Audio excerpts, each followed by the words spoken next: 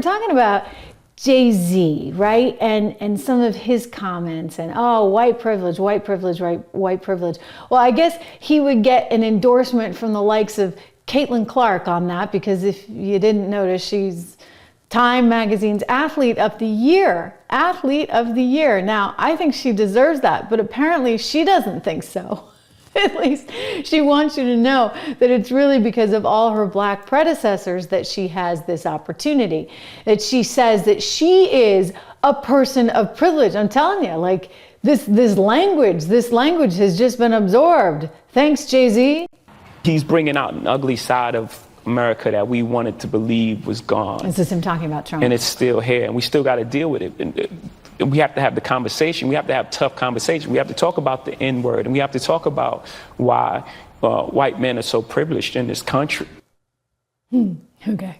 So, Caitlin Clark's willing to talk about it. As she said, you know, the WNBA has been built on black players, and as a white person, there is privilege. Enough! Okay, like just enough. Can we just get through all this, and can we just recognize people for people? Like, I'm so damn sick of it. And she's just, you know, oh, I'm so lucky to be here. No, you know what, girl? You're a really good basketball player. And you know what? If there's one place where it shouldn't matter what color your skin is, it's on the basketball court. It's on any athletic field. Because in sports, all that matters is who wins. Who gets the most number of baskets? I mean, this girl is talented. And so a lot of people have come out and said, what the heck are you doing? I mean, Megan was one of them, Megyn Kelly. And then you had Jason Whitlock, who's like, whoa, what has happened? This girl is completely woke.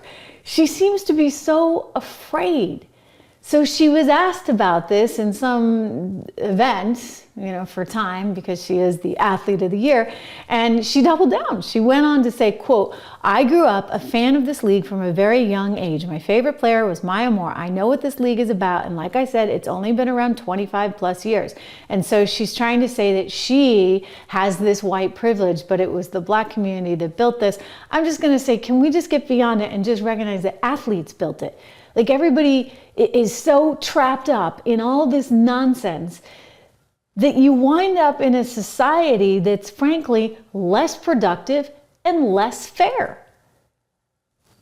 Right? I mean, that's what DEI was. It's one of the reasons, remember, that I started my financial research company, because it had gotten so insane that like you weren't actually investing in the right things anymore. I mean, imagine, like, you can't invest in an energy company because the fund is like, oh, no, you know, we don't like that traditional energy. Remember how they went after Donald Trump? They went after Donald Trump and they said, how dare he buy energy at $20 a barrel?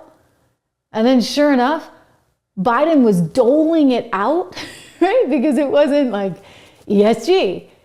We need ESG, we need DEI, enough. That's why you need to invest in MAGA.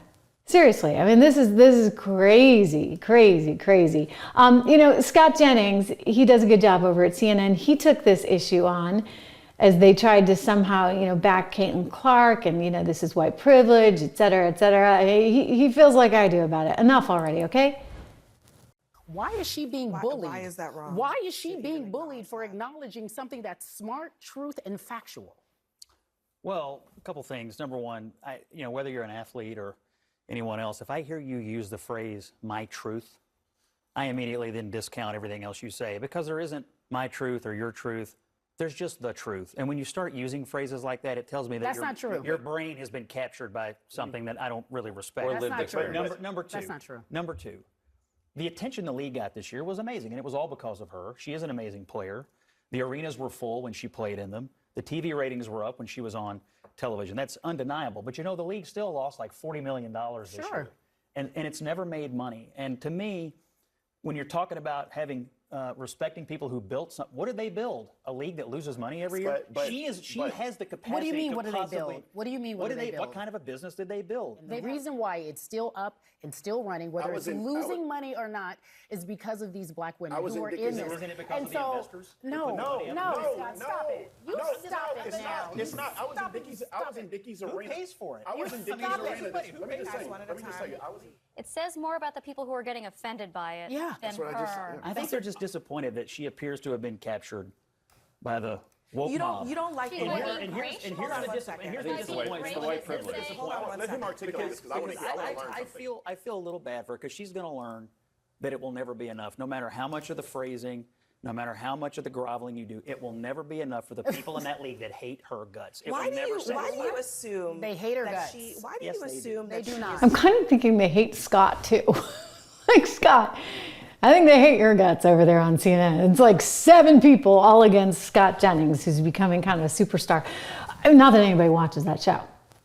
Right, nobody's watching CNN. Look at the ratings. I mean, it's unbelievable. Their ratings tanking. Now they're like trying to do this new company where they're going to have the legacy stuff and they're going to have the streaming stuff. And they're like, oh, what do we do, right? Because this whole business is so fundamentally messed up. But I'll tell you, you can start by not just trying to appease the woke mob all the time, because that's not working. It's not working for MSNBC.